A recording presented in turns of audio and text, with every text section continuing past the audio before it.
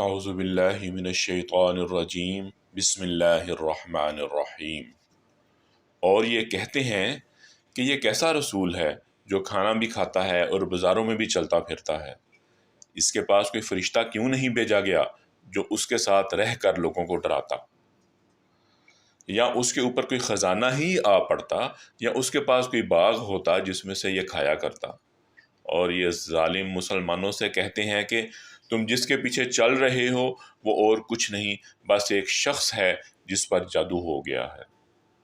اے پیغمبر صلی اللہ علیہ وسلم، دیکھو ان لوگوں نے تمہارے بارے میں کیسی کیسی باتیں بنائی ہیں، چنانچہ ایسے بھٹکے ہیں کہ راستے پر آنا ان کے بس سے باہر ہے۔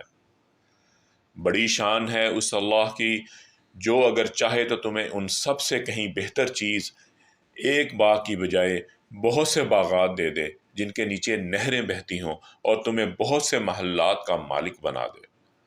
اصل حقیقت یہ ہے کہ ان لوگوں نے قیامت کی گھڑی کو جھٹلایا ہوا ہے، اور جو کوئی قیامت کی گھڑی کو جھٹلائے اس کے لیے ہم نے بھڑکتی ہوئی آگ تیار کر رکھی ہے۔ جب وہ ان کو دور سے دیکھے گی تو یہ لوگ اس کے بپھرنے اور پھنکارنے کی آوازیں سنیں گے، اور جب ان کو اچھی طرح باندھ کر اس کی ایک تنگ جگہ میں پھینکا جائے گا تو وہاں یہ موت کی آواز دے کر پکاریں گے۔ اس وقت تم سے کہا جائے گا کہ آج تم موت کو صرف ایک بار نہ پکارو بلکہ بار بار موت کو پکارتے ہی رہو۔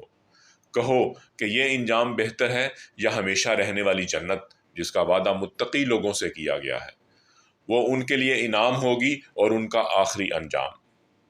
وہاں انہیں ہمیشہ ہمیشہ بستے ہوئے ہر وہ چیز ملے گی جو وہ چاہیں گے۔ یہ وہ ذمہ دارانہ وعدہ ہے جو تمہارے رب نے اپنے اوپر لازم کر لیا ہے۔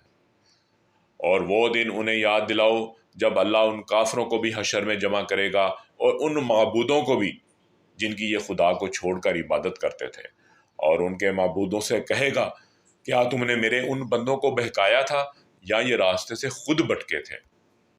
وہ کہیں گے کہ آپ کی ذات ہر عیب سے پاک ہے، ہماری مجال نہیں تھی کہ ہم آپ کو چھوڑ کر دوسرے رکھوالوں کے قائل ہوں، لیکن ہوا یہ کہ آپ نے ان کو اور ان کے باپ داداؤں کو دنیا کا ساز و سامان دیا، یہاں تک کہ جو بات یاد رکھنی تھی یہ اسے بلا بیٹھے، اور اس طرح یہ خود برباد ہو کر رہے۔ لو اے کافرو، انہوں نے تو تمہاری وہ ساری باتیں جھٹلا دیں جو تم کہا کرتے ہو۔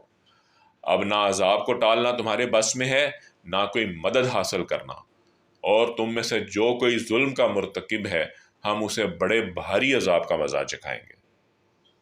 صدق اللہ العظیم۔